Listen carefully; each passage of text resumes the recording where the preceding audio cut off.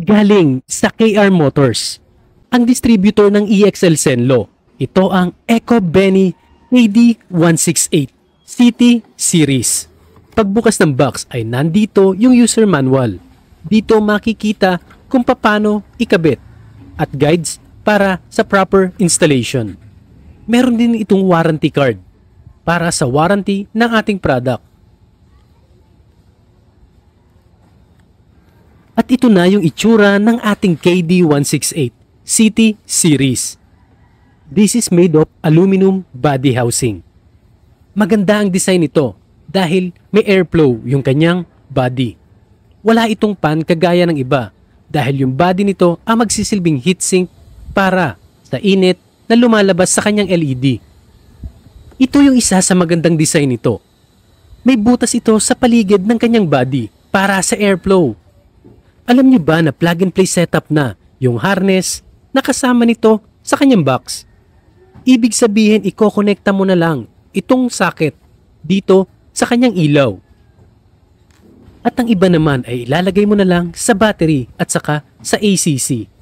At ito pa yung isa sa pinakamagandang features ng ilaw na ito. Ito ay mayroong remote control switch. At rechargeable pa ito. Ibig sabihin hindi ka na mahihirapang magpalit ng battery kagaya ng ibang brand. Dahil ito ay mayroong USB Type-C. At removable or movable yung bracket na kasama nito para ma-place mo ng maayos sa iyong motor. Pwede sa ibabaw or sa ilalim ng handlebar ito ilagay. Kasama na rin dito sa box yung kanyang bolts, nuts at iba pang mga kailangan para i-install yung ating ilaw. Nandito din yung U-bracket or yung U-metal bracket para i-position yung ating ilaw.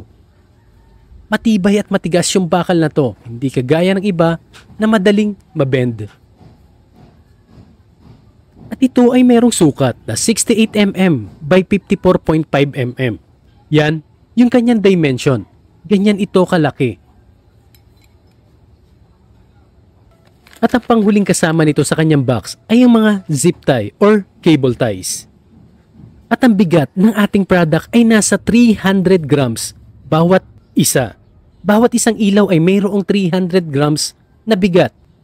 At dito sa gilid ng box, merong mga nakasulat. Dito makikita nyo na meron daw itong 6,000 lumens. 380 meters yung inaabot ng kanyang ilaw. Pinakamataas na rating na IP68 at merong 1 meter drop resistance. Gusto nyo bang makuha ng libre yung unit na ito?